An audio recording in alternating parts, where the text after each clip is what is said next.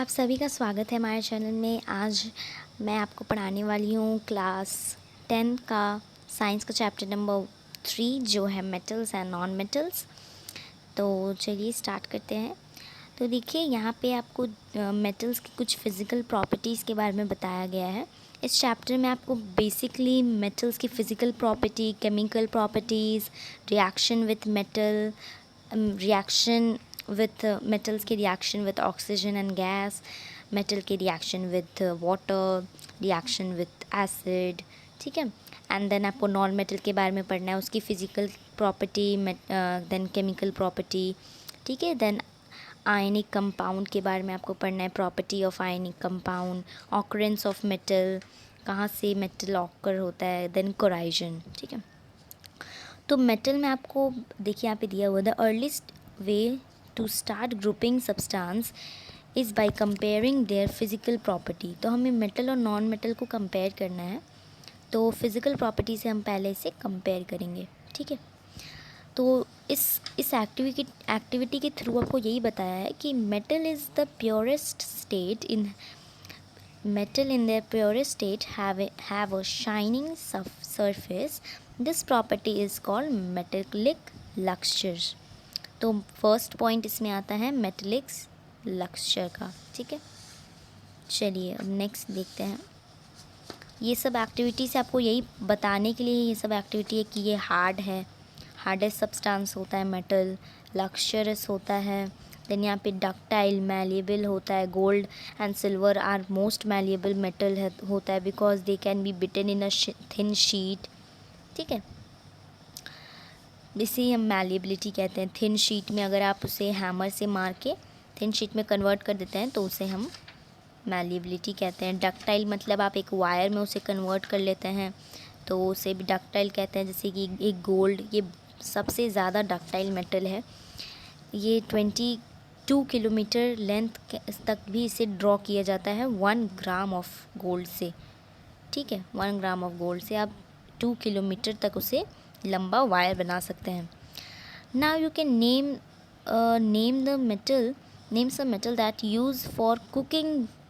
तो देखिए इस कुकिंग से आपको क्या बता रहा है कि वो गुड एब्जॉर्बर ऑफ हीट है या ऐसा कुछ होगा, राइट। तो देखिए हीट से कुछ रिलेटेड होगा। तो देखिए the activity show that good conductor of heat have high melting point. तो मेटल की हाई मेल्टिंग पॉइंट होती है क्योंकि जब आप एक आयरन और कॉपर का वायर, देखिए यहाँ पे take an iron copper wire, ठीक है, clamp this wire on a stand. देखिए यहाँ पे स्टैंड पे आपको कैम्प करना है। Then fix a pin to the free end the end of the wire using wax. देखिए यहाँ पे then heat the wire with स्ट्रिम्प लाइट। इससे आपको हीट करना है। यहाँ पे आपको एक वैक्स रखना है और उसके बाद जब इसको आप फायर करेंगे, हीट करेंगे, तो ये जो वैक्स है वो गलेगा जब, तब आप समझिएगा कि ये हीट होना, ये तो मेल्ट होना स्टार्ट हो रहा है। तो इसका मतलब क्या है कि metals are good conductor of heat है and have high melting point. क्योंकि वो गुड कंडक्टर ऑफ हीट है इसलिए वो जल्दी गलते नहीं है, राइट। देखिए अब यहाँ इलेक्ट्रिसिटी है, मतलब वो metals are good conductor of electricity, ठीक है। ये एक आपका सेकंड पॉइंट हो गया। देखिए कैसे, तो यहाँ पे आपको एक सेटअप इलेक्ट्रिसिटी का सर्किट शोन एज इतना। देखिए एक बैटरी लीजिए, क्लिप्स लीजिए, 2 क्लिप्स लीजिए, गैप छोड़ दीजिए एंड नाउ यहाँ पे एक सैम्पल रख दीजिए जिसे आपको टेस्ट करना है मेटल का।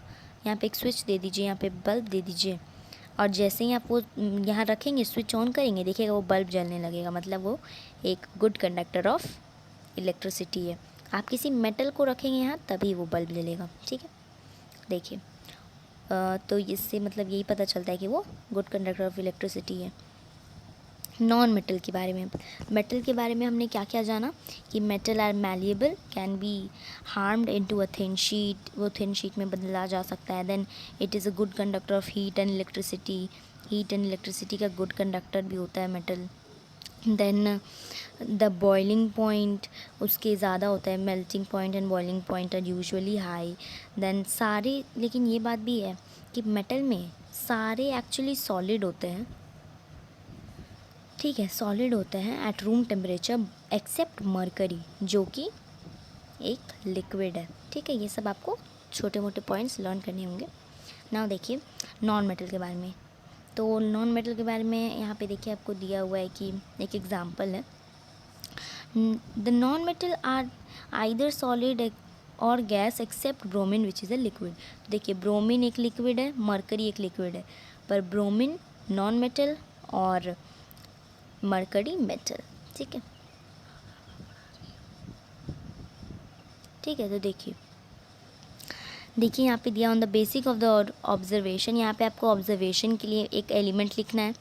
जैसे कि आप कोई एलिमेंट ले लीजिए, जैसे कि Na ले लिया मैंने, सोडियम, उसका सिंबल है Na। तो यहाँ Na लिखिए, टाइप्स ऑफ सरफेस, हार्ड है कि मैलिएबल है कि डक्टाइल है कि क्या है कि क्या है। ठीक है, गोल्ड ले लेते हैं आप, तो उसका सिंबल आपको लिखना है AU नहीं AU होता है, सॉरी, गोल्ड का आपको लिखना है AU, गोल्ड। ठीक है, उसके बाद आपको टाइप ऑफ सरफेस, वो हार्ड होता है कि फिर हार्ड यहाँ पे लिखना है। फिर मैलिएबल होता है, येस होता है। उसके बाद डक्टाइल भी होता है। देन हीट कंडक्ट करता है, हीट एंड इलेक्ट्रिसिटी नहीं, उतना नहीं करता है, बट ठीक है करता है, थोड़ा मोड़ा एकदम करता है। लीस्ट रिएक्टिव मेटल, लेकिन ये रिएक्टिव मेटल में आता है, जो लास्ट होता है ना एकदम, तब आता है ये हाइड्रोजन के नीचे। ठीक है, सोनरस, सोनरारिटी, ये सब। ठीक है, तो ये सब हुआ, आपको एक ड्राइंग मतलब ये फ्लो चार्ट में लिखना है कि कौन सॉल्युबल है कौन ये है। ठीक है, देखिए ऑल यहाँ पे देखिए आपको पॉइंट भी दे दिया हुआ है। ठीक है, all metal except mercury exist in solid at room temperature. तो ये मैंने आपको बता ही दिया कि मरकरी एक ऐसा है जो लिक्विड है, बाकी सारे सॉलिड है। ठीक है, calcium, there are 2 metal we melt if you keep on them. देखिए ये जो यही 2 मेटल्स हैं, ये गैनियम एंड कैल्शियम, कि वो आप अपने हाथ पे भी रखेंगे ना तो वो मेल्ट हो जाएंगे, उनका इतना मेल्टिंग पॉइंट लो है, बल्कि ये हैं दोनों मेटल। ठीक है, तो ये देखिए एक्सेप्शन भी आते हैं इसमें। ठीक है, iron is a non metal but it is lustrous. जैसे कि मेटल का क्या प्रॉपर्टी था, इट इज़ लक्शरस, लेकिन आयरन जो कि एक नॉन मेटल है वो भी लक्शरस होता है। Carbon is non metal that can exist in different forms, each form is called an allotropy. देखिए यहाँ पे दिया हुआ है कि diamond and allotrope of carbon is the hardest natural substance known and have a very high melting and boiling point. ठीक है, graphite जो होता है अनदर एल्प्रोटॉन होता है क्योंकि ऑफ कार्बन का। ठीक है, वो भी गुड कंडक्टर ऑफ हीट है। ठीक है, गुड कंडक्टर ऑफ हीट तो मेटल होता है ना, लेकिन ये सब तो नॉन मेटल हैं। ठीक है, एल्कलाई मेटल जैसे कि sodium, potassium, lithium are so soft that can be, आप उसको नाइफ से भी काटेंगे ना तो वो चाकू से कट जाता है। ठीक है, उनका मेल्टिंग पॉइंट भी बहुत लो होता है, जबकि ये सब मेटल हैं। इन सब मेटल में एक्सेप्शंस होते हैं कुछ ना कुछ। ठीक है, अब यहाँ पे आपको देखिए क्या दिया है, most non metal produce acidic oxide when dissolve in water.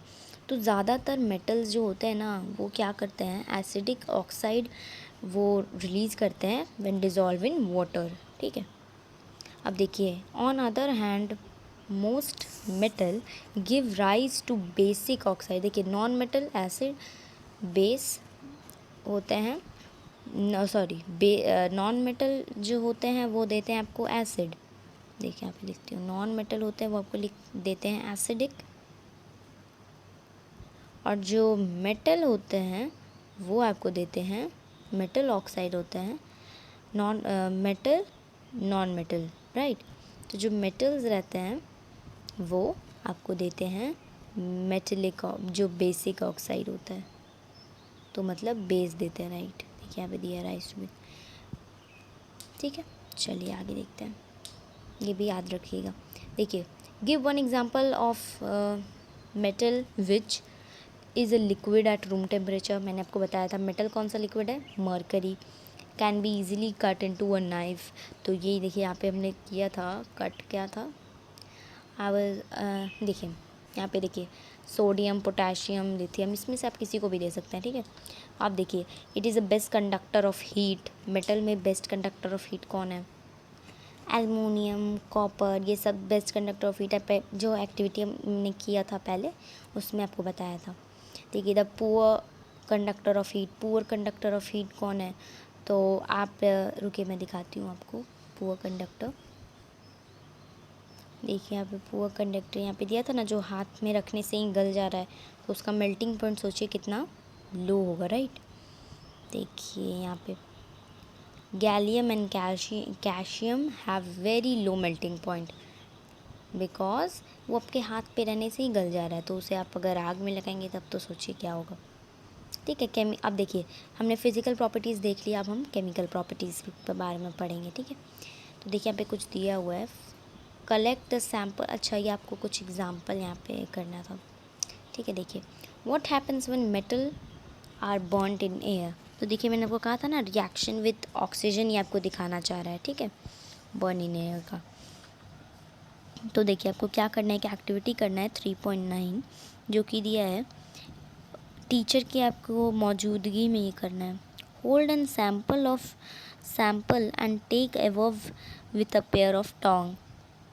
Any sample of ever, मतलब वही जो मैंने ऊपर यहाँ पे पढ़ा ना, देखिए इस सब में से किसी का भी आप ले सकते हैं सैम्पल, मैग्नीशियम, कॉपर, लेड में से, ठीक है। और उसके बाद आपको collect the product it form, मतलब इसे आपको हीट करना है एक टोंग में, repeat with other metal sample and collect the product it forms. उसके बाद let the product and the metal surface cool down. उसके बाद which metal burn easily, the flame colour did you observe when the metal burn, how does the metal surface appear after burning, arrange the metal in decreasing order। तो देखिए decreasing order सबसे पहले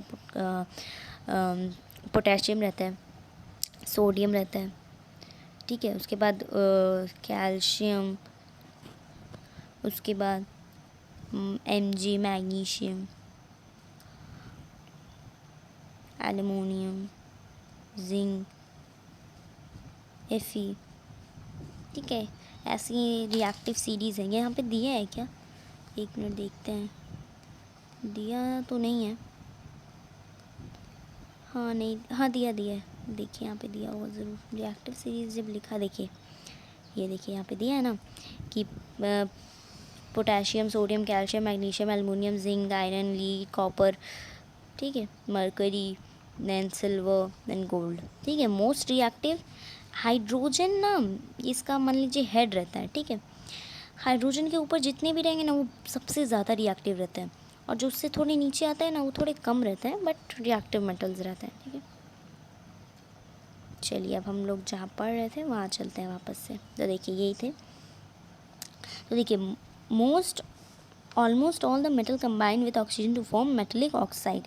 तो आपको इससे क्या पता चलता है, metal plus oxygen equals to metal oxide, right. देखिए फॉर एक एग्जांपल कॉपर लिया है यहाँ पे प्लस ऑक्सीजन, तो कॉपर ऑक्साइड बन गया, ठीक है। फिर यहाँ पे एलुमिनियम लिया है, then oxygen, then aluminium oxide हो गया।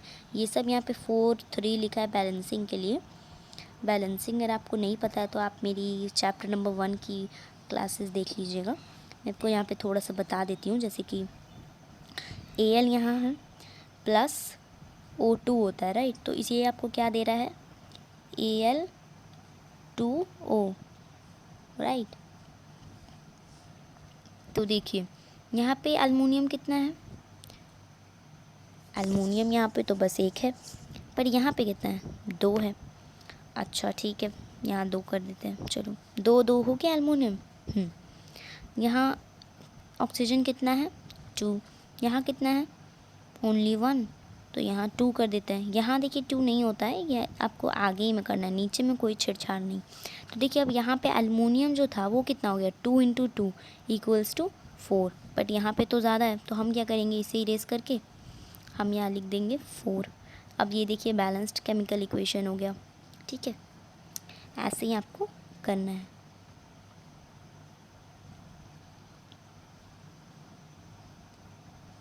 देखिए तो यहाँ पे भी वैसे ही बैलेंस आपको किया हुआ था। चलिए अब आगे देखते हैं। यहाँ पे देखिए, however copper oxide reacts with hydrochloric acid. देखिए रिकॉल चैप्टर 2 का अगर आपने वीडियो देखा है तो आपको पता होगा कि how copper oxide reacts with hydrochloric acid, right. अब देखिए आगे देखिए, but some metal oxide such as aluminium oxide, zinc oxide show both acid as well as basic behaviour. कौन एसिड है? तो देखिए aluminium oxide and zinc oxide, ये सब याद रखिएगा, एल्युमिनियम एंड जिंक ऑक्साइड, ठीक है, एल्युमिनियम एंड जिंक ऑक्साइड, ठीक है। चलिए, such metal oxide which react with both acid as well as base to produce salt and water are known as amphoteric oxide, ठीक है। Aluminium oxide reacts with following manner with acid and base, ठीक है। तो aluminium oxide कैसे react करता है, ठीक है। देखिए ये देखिए एल्युमिनियम ऑक्साइड है, ये Al2O3 प्लस HCl यहाँ पे है, तो AlCl3 एंड H2O। तो देखिए ये मैंने आपको प्रीवियस चैप्टर्स में बताया हुआ है कि ये डिकम्पोजिशन रिएक्शन होता है, राइट, या तो ये ऑक्सीडेशन रिएक्शन भी कह सकते हैं आप इसे। चलिए आगे देखते हैं। यहाँ पे देखिए एल्युमिनियम है, देन यहाँ पे सोडियम ऑक्साइड है। अब यहाँ पे क्या बन रहा है? सोडियम एल्युमिनेट एंड यहाँ पे वाटर निकल रहा है, ठीक है। तो यहाँ पे बेसिकली सॉल्ट एंड वाटर का फॉर्मेशन होता है। चलिए आगे देखते हैं। ये देखिए, तो यहाँ पे दिया हुआ है most metal oxide are insoluble in water but these dissolve in water to form alkali. ज़्यादातर तो इनसॉल्यूबल होते हैं, लेकिन कुछ होते हैं डिज़ोल्व वाटर में, जैसे कि sodium potassium oxide dissolve in water to produce alkalis. देखिए एल्कलाइज बना रहे हैं ये। चलिए आगे देखते हैं। तो आगे देखिए यहाँ पे क्या दिया हुआ है। तो all metal do not react with oxygen at same rate. हमने ये पता कर लिया है, क्योंकि आपको एक एक्टिविटी दिया था कि आपको सारे मेटल्स लेके टेस्ट करना है कि वो कौन कितना जल्दी बर्न हो रहा है या रिएक्ट हो रहा है ऑक्सीजन के साथ। Different metal show different reactivity towards oxygen. सबसे ज़्यादा रिएक्टिव कौन है?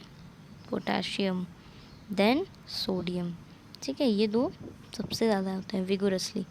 Metal such as potassium and sodium react vigorously that they catch fires if kept in open. समझे? इसीलिए से हम लोग केरोसिन में रखते हैं, because they are very vigorous metal, they can react with fire in air, oxygen के साथ रिएक्ट करके वो फायर प्रोड्यूस कर। Hence it is to protect them and prevent accidental fire they are kept in kerosene oil। देखिए at ordinary temperature the surface of metals such as magnesium, aluminum, zinc are covered with a thin layer of oxide. The protective layer is prevented from further oxidation. Iron do not burn on heating, but iron filling burn vigorously with sprinkled in the fire of burner. Copper does not burn, but hot metal is coated with black color layer of copper oxide. Silver and gold do not react with oxygen even at high temperature, ठीक है, वो react नहीं करते हैं क्योंकि ये least reactive metal है, ठीक है। यहाँ पे आपको दिया हुआ है कि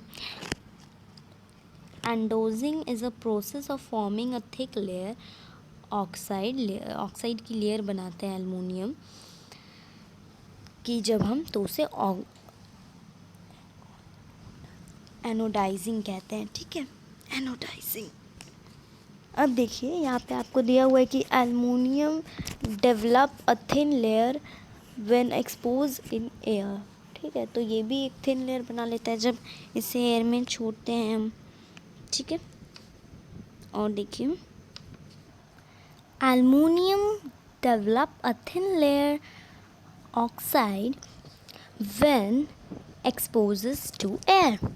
तो देखिए एलुमिनियम क्या होता है, एलुमिनियम जब भी ऑक्सीजन के कांटेक्ट में आता है ना तो वो एक अपने ऊपर एक थिन लेयर बना लेता है, ठीक है, जिसे हम एलुमिनियम ऑक्साइड कहते हैं। Okay,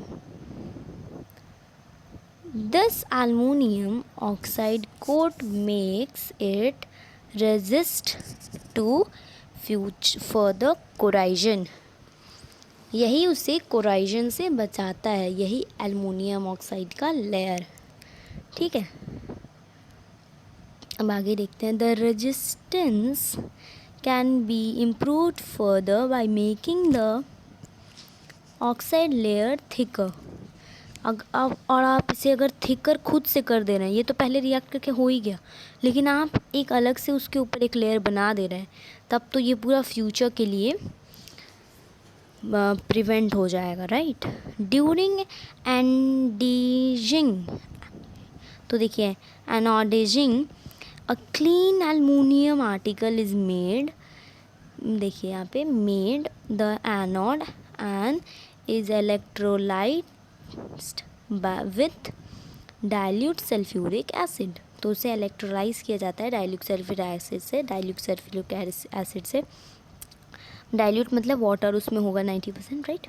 the hydrogen gas involve at the anode reacts with aluminium to make a thicker protective oxide layer.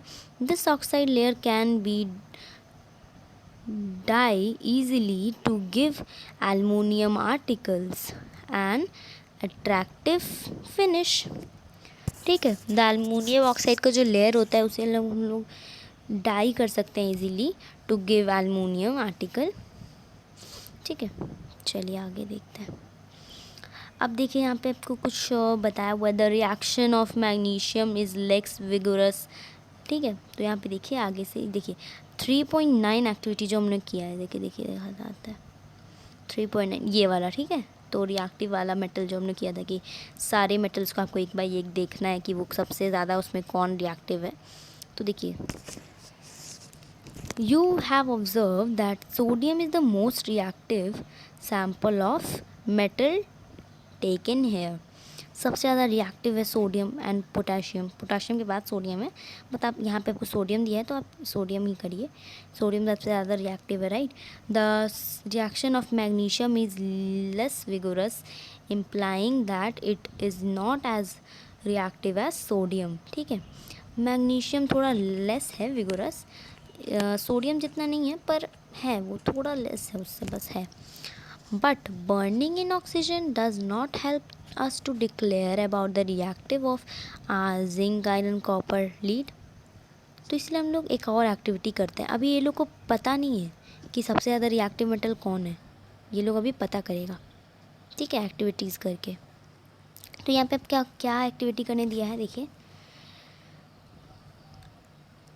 Teacher के आपके मौजूदगी में ये होना चाहिए, ठीक है। Now collect the sample of some metals, जैसे कि आपको दिया हुआ था 3.9 में सोडियम, पोटेशियम का, कॉपर, किसी का भी ले लीजिए आप, ठीक है। Put some small pieces of sample separately in a beaker half filled with cold water, ठीक है, कोल्ड वाटर के साथ रख लीजिए, ठीक है। Which metal is reacted with cold water, arrange them in increasing order, ठीक है, इंक्रीजिंग ऑर्डर में आपको अरेंज कर लेना है, इंक्रीजिंग ऑर्डर में। उसके बाद देखिए कि did any metal produce fire on water, क्या कोई मेटल आपको फायर प्रोड्यूस किया। Does any metal start floating after some time, क्या कोई फ्लोट करने लगा। Puts the metal that did not react with cold water in another beaker filled with hot water, ठीक है।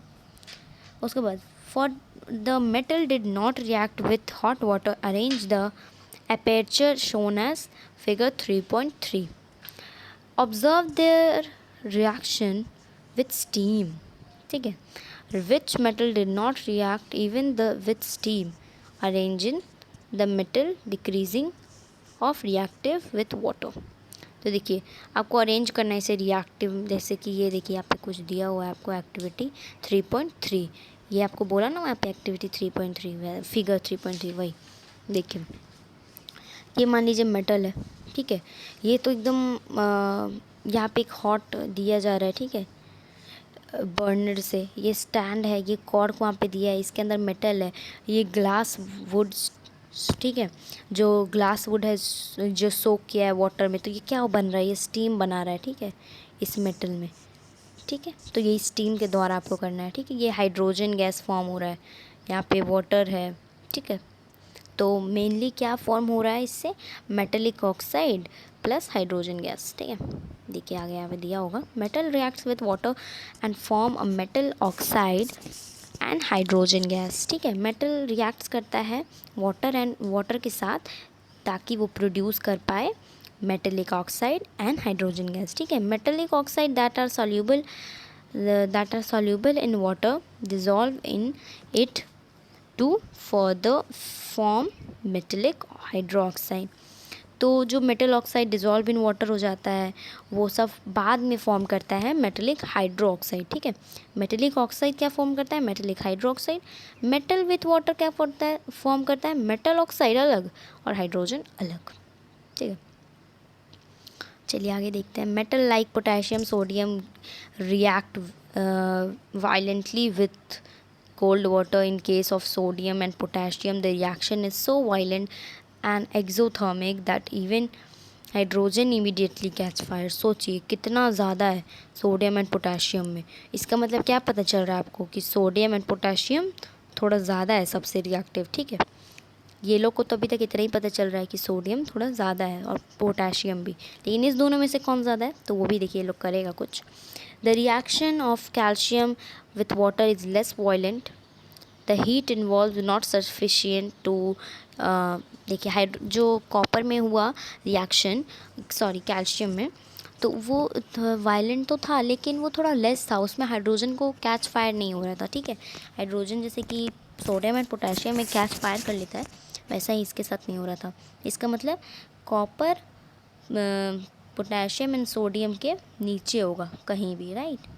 कॉपर क्या था, कैल्शियम, सॉरी कैल्शियम। अब देखते हैं आगे। Calcium start floating because of the bubbles of hydrogen form, gas form stick to the surface of metal, ठीक है। तो देखिए यहाँ पे दिया हुआ है कि कैल्शियम फ्लोटिंग करना स्टार्ट कर जाता है, ठीक है, क्योंकि जो bubbles of hydrogen gas form होता है ना वो स्टिक हो जाते हैं सरफेस ऑफ मेटल के, ठीक है। Magnesium do not react with cold water, magnesium जो रहता है वो रिएक्ट ही नहीं करता है कोल्ड वाटर से, ठीक है। तो अब देखते हैं, to form magnesium hydroxide and it reacts with hot water to form magnesium hydroxide and hydrogen, ठीक है। ये कोल्ड वाटर से रिएक्ट नहीं करेगा, ठीक है, ये हॉट वाटर से रिएक्ट करेगा, हॉट से, ठीक है।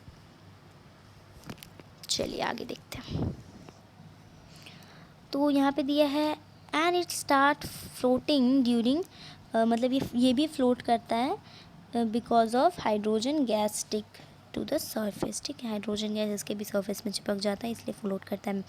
Metal like aluminium, iron and zinc do not react either with cold water और विथ हॉट वाटर, ठीक है, but they react with steam to form metallic oxide. तो इससे आपको क्या पता चल रहा है, iron and copper, sorry iron, aluminium and zinc iron जो है ये कैल्शियम से कम है, और जो कैल्शियम है वो पोटेशियम एंड सोडियम से कम है। तो यहाँ पे देखिए आपको एक सीडी मिल गया ना, देखिए यहाँ पे डिक्रीजिंग ऑर्डर में एक सीडी आपको मिल गया है, रिएक्टिव सीरीज, राइट। चलिए आगे देखते हैं। What happens when metal reacts with acid. अब मेटल एसिड के साथ रिएक्ट करेगा तो क्या होगा, वाटर के साथ हमने कर लिया, ऑक्सीजन के साथ कर लिया, अब देखते हैं एसिड के साथ। तो एसिड के साथ वो क्या बनाएगा, तो यहाँ पे दिया है कि मेटल्स प्लस डाइल्यूट मतलब क्या होता है, जिसमें वाटर की मात्रा एसिड की तुलना में ज़्यादा हो, ठीक है। एसिड 10% होगा तो वाटर 100% 90% होगा, ठीक है। चलिए, तो ये क्या फॉर्म करता है, सॉल्ट एंड हाइड्रोजन, ठीक है। तो यहाँ पे आपको एक एक्टिविटी करने दिया है कि collect the metal sample exist except sodium and potassium again, क्योंकि सोडियम एंड पोटेशियम को पता चलेगा कि बहुत ज़्यादा रिएक्टिव है, इसलिए किसी और कर लीजिए। And clean with sandpaper, वो लोग को क्लीन कर लीजिए। Do not take a sodium because they are vigorously even in cold water, ठीक है, इसको नहीं लेना है। राइट द इक्वे, अब फिर यहाँ पे put the sample of separately in a test tube, dilute sulphuric acid में, सॉरी डाइल्यूट हाइड्रोक्लोरिक एसिड में आपको इसको डालना है, ठीक है। HCl होता है dilute sulphuric acid, dilute hydrochloric acid sulphuric acid HCl। Suspend thermometer in the test tube, उसके बाद देखना है कि so that there bubbles are dipped in the acid, observe the rate of formation of bubble carefully. उसके बाद which metal react vigorously with dilute hydrochloric acid, with metal with which metal did you record the highest temperature, आपको उसके according उसे arrange करना है, ठीक है। तो देखिए यहाँ पे दिया हुआ है कि right the equation of the magnesium aluminium zinc and iron with dilute sulphuric HCl, मतलब तो hydrogen gas is not involve with when a metal reacts with nitric acid, it is because HNO3 is a strong oxidizing agent, oxidising agent मतलब oxygen जो gain करता है, right. It oxidise the H2 produce to water, तो ये H2 को जो produce होता है उसे ऑक्सीडाइज कर लेता है water, and itself get reduce to any nitrogen oxide, ठीक है। नाइट्रोजन ऑक्साइड में रिड्यूस हो जाता है वो इट्स सेल्फ, ठीक है। अब देखिए बट मैग्नीशियम एंड मैग्नाज, ठीक है, मैग्नीशियम जो है वो क्या करता है, reacts with dilute HNO3 to involve, तो ये इन्वॉल्व कर रहा है, ठीक है।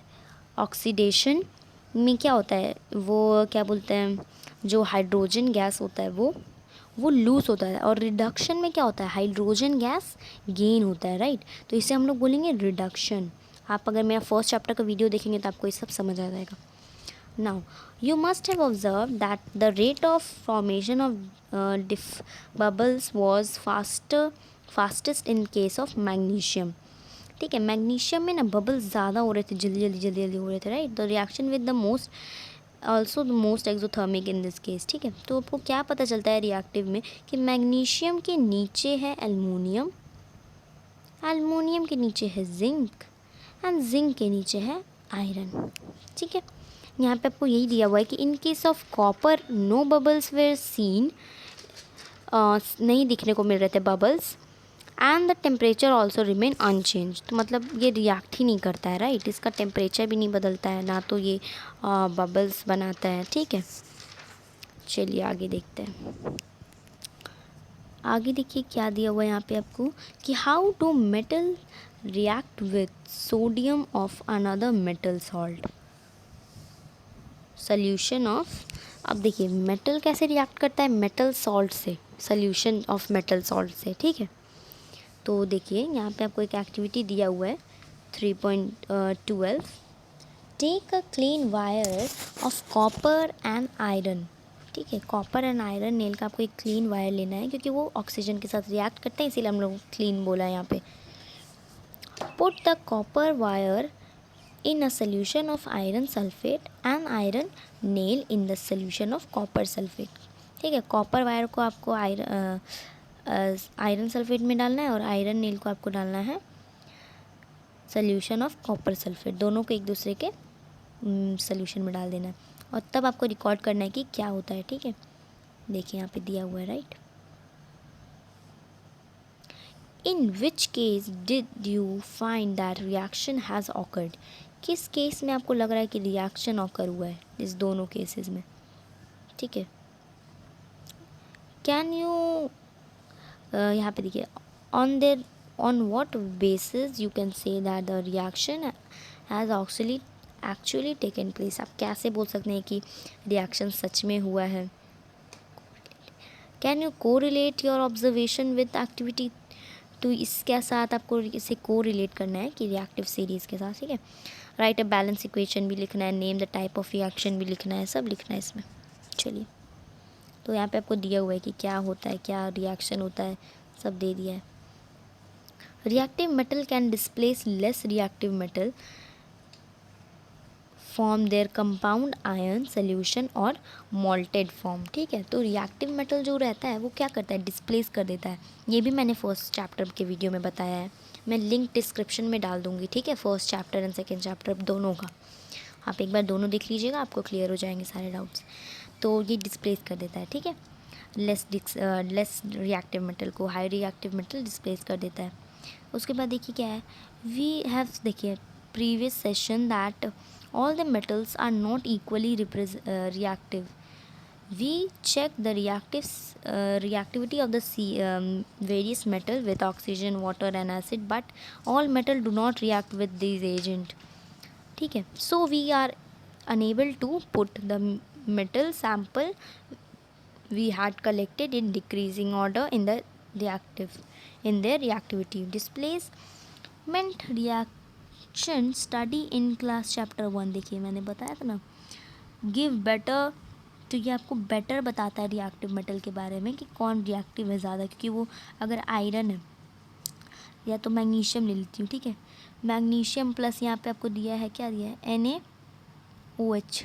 ठीक है, तो ये क्या करेगा, मैग्नीशियम दिया है यहाँ पे Na, यहाँ मैग्नीशियम मत लीजिए, मैग्नीशियम तो Na से कम रहता है ना रिएक्टिव, सबसे ज़्यादा क्या रहता है K, तो K लिए, तो अब ये क्या करेगा, K इसके जगह पे आ जाएगा, तो वो क्या बनेगा, देखिए वो बनेगा K, एक मिनट, वो बनेगा KOH प्लस Na।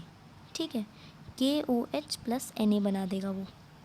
ठीक है, कैसे, क्योंकि K ज़्यादा रिएक्टिव है। देखिए यहाँ पे KOH प्लस Na, क्योंकि K ज़्यादा रिएक्टिव है इसीलिए वो Na का जगह पे आ जाएगा और Na को हटा देगा वहाँ से। ठीक है, चलिए, it is the example of easy if metal A डिप्लेस metal B it is more reactive than B। ठीक है, यही सबसे अच्छा एग्जाम्पल रहेगा हमें साबित करने का कि कौन सबसे ज़्यादा मेटल रिएक्टिव है। ठीक है, तो देखिए रिएक्टिव सीरीज़ में आपको यहाँ पे अरेंज करके दे दिया है, आप इसे याद कर लीजिएगा ताकि आप सारे जो भी डिस्प्लेसमेंट हैं या तो जो भी रिएक्शन आपको इक्वेशन देगा आप उसे अच्छे से कर पाएंगे। ठीक है, याद करने से, या तो आप वैलेंसी को ये याद कर लीजिए, फिर वैलेंसी याद कर लीजिए। तो देखिए यहाँ पे आप इसे ऐसे भी याद कर सकते हैं, जैसे कि कनिका का मांग ऑल्टोज एंड फरारी सेंट पबजी है क्यूट है जी AG AU थोड़ा अजीब सा है, राइट। तो आप ये भी ऐसे भी कर सकते हैं कि सिल्वर, जैसे कि आपकी मम्मी के लिए सिल्वर कौन है, आपके पापा, राइट। तो इसीलिए वो आपको, आपके पापा को देखिए AG बुलाती होगी, एंड गोल्ड मतलब आपको बुलाती है, आप उनके लिए सोना है, तो AU, राइट। मैं तो ऐसे ही करती हूँ, अब आप जैसे भी आपको मन करे आप कर सकते हैं। ये देखिए, अब ये वीडियो थोड़ा ज़्यादा बड़ा नहीं हो रहा है, चलिए फिर भी ये क्वेश्चन आंसर डिस्कस करने के बाद हम नेक्स्ट वीडियो में पढ़ेंगे। ठीक है, तो क्वेश्चन आंसर डिस्कस कर लेते हैं एक बार कि what is the why is sodium. तो देखिए क्यों हम सोडियम को रखते हैं, क्योंकि वो विगोरसली रिएक्ट कर लेता है, राइट, एयर के साथ, ऑक्सीजन के कांटेक्ट में आता है, इसीलिए हम उसे केरोसिन में रखते हैं ताकि वो एयर के कांटेक्ट में ना आए। राइट द इक्वेशन, तो ये इक्वेशन आप बुक से देख के लिख लीजिएगा। ठीक है, उसके बाद देखिए सैम्पल आपको लेना है ABCD का, and add a few following by, देखिए सब करना है आपको। ABC लीजिए, उसमें आपको डालना है आयरन सल्फेट में डालना है, तो उसमें नो रिएक्शन हो रहा है, फिर डिस्प्लेसमेंट भी नहीं हो रहा है। जिंक सल्फेट में डालेंगे तो क्या होगा, ठीक है, यहाँ पे आपको क्या होगा उसके बाद, ये सब बुक में दिया है, लेकिन रुकिए मैं इसका आपको बता ही देती हूँ कि क्या होगा रिएक्शन। ठीक है, मैं यहाँ लिख नहीं रही थी क्योंकि जगह इसका ना कम पड़ जाता है मेरे पेंसिल के लिए। रुकिए मैं अपने पेंसिल को थोड़े और पतले कर लेती हूँ। अब देखिए, आपको दिखेगा अब, तो देखिए आयरन विथ स्टीम अगर होगा तो क्या देगा, देखिए Fe देगा। ठीक है, Fe प्लस H2O, उसके बाद Fe3O4 प्लस H2 जो कि उड़ जाएगा। ठीक है, देखिए तो ये अब इसे क्या करना होगा, हमें बैलेंस करना होगा, राइट। Fe इधर कितना है 3 है, इधर कितना है 1, तो 3 कर लेंगे, 3 × 1 3, Fe3 बैलेंस्ड। H कितना है 2, H कितना है 2, डन। यहाँ कितना है 4 है, यहाँ कितना है, यहाँ तो ऑक्सीजन बस एक ही है, तो इधर तो डालना होगा ऑक्सीजन, तो हम यहाँ क्या करेंगे, यहाँ 4 लिख देंगे, बैलेंस्ड हो गया ऑक्सीजन। लेकिन यहाँ पे हाइड्रोजन कितना हो गया, हाइड्रोजन तो हो गया 8, तो यहाँ पे भी हम कर लेंगे 4, तो 4 1 ज़ा 4, 4 2 ज़ा 8, 4 इंटू कर किया जाता है, ठीक है। तो ये आपका हो गया फर्स्ट इक्वेशन जो कि आयरन का स्टीम के साथ था, ठीक है। स्टीम है इसका मतलब ये नहीं कि आप कुछ और ले लेंगे, स्टीम क्या एक फॉर्म ऑफ वाटर ही है, राइट, इसलिए हम वही लेंगे। अब देखिए यहाँ पे देखिए ये नंबर सेकंड है calcium and potassium with water, ठीक है। कैल्शियम एंड पोटेशियम अगर आप वाटर के साथ करेंगे तो क्या होगा, मैं इसका यहाँ पे लिख दे रही हूँ, ठीक है। कैल्शियम का अगर पोटेशियम के साथ करेंगे तो देखिए क्या होगा, कैल्शियम, ठीक है, प्लस वाटर, ठीक है, H2O। अब क्या होगा, ये रिएक्शन के बाद आपको क्या देगा, Ca ऑक्साइड देगा, ठीक है। ऑक्साइड में आप इसे कैसे लिखते हैं, HOH2 प्लस, देखिए आपको क्या देगा, एक मिनट, ठीक है, यहाँ देखिए प्लस आपको देगा ये हाइड्रोजन, मैं इसीलिए नहीं लिखती थी, ये बहुत बड़ा हो जाता है, राइट। देखिए इसे बैलेंस करना है, Ca यहाँ 1 है, इधर भी 1 है, इधर H कितना है 2 + 2 4, यहाँ पे आप OH नहीं ले सकते हैं डायरेक्ट, क्योंकि देखिए यहाँ पे O तो है लेकिन यहाँ OH बड़ा साथ में नहीं है, राइट। यहाँ O कितना है 1 है, यहाँ O कितना है, यहाँ तो O, यहाँ पे H देखिए कितना है 2 + 2 4 हो गया, राइट। तो 4 करने के लिए यहाँ पे भी हम 2 लिख देंगे, तो 2 × 2 4 हो गया। ऑक्सीजन भी 2 है, यहाँ पे 1 कैसे है, यहाँ पे ब्रैकेट क्या है ना, तो यहाँ 2 है ना, तो बैलेंस हो गया। तो इसका क्या हुआ, Ca + OH2O = मतलब ये देकर आपको लिखना है Ca ब्रैकेट में OH bracket close two plus H2, ठीक है।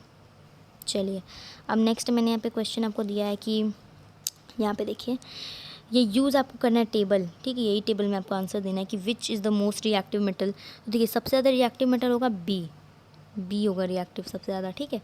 उसके बाद आपको ये क्या हो रहा है इस ऑब्जर्वेशन में, तो डिस्प्लेसमेंट हो रहा है, ठीक है। रुकिए एक मिनट, मैं इसे थोड़ा थिक कर लेती हूँ अब। तो डिस्प्लेसमेंट रिएक्शन हो रहा है, ठीक है। उसके बाद आपको लिखना है कि अरेंज द मेटल इन, तो देखिए सबसे पहले पता है क्या होगा, सबसे रिएक्टिव मेटल तो बी पता चल गया आपको। देखिए बी होगा फर्स्ट, उसके बाद होगा ए, उसके बाद होगा सी, उसके बाद होगा डी, मतलब लीस्ट रिएक्टिव है डी, ठीक है। पहले बी, फिर ए, फिर सी, फिर डी, ठीक है। अब देखिए और ये कैसे होगा ये आप खुद पता करेंगे, यहाँ पे क्या होगा इस ब्लैंक में, ठीक है। मैंने इतना आपको बता दिया, अब ये सब तो आपको खुद करना ही होगा, राइट।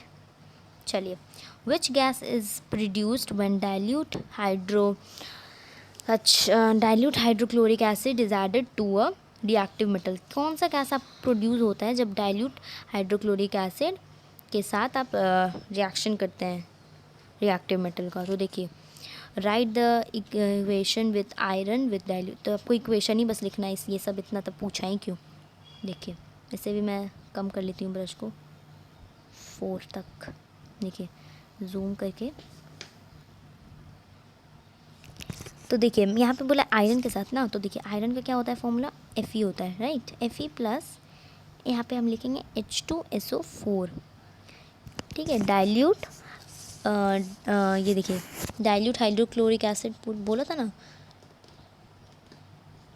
डाइल्यूट H2SO4 आपको दिया हुआ है कि डाइल्यूट H2SO4, देखिए यहाँ पे दिया हुआ है लेकिन दिख नहीं रहा, देखिए अब दिखेगा, ये देखिए यहाँ पे है ना। और प्लस तो आपको मिलेगा क्या इससे, तो देखिए यहाँ मिलेगा आपको,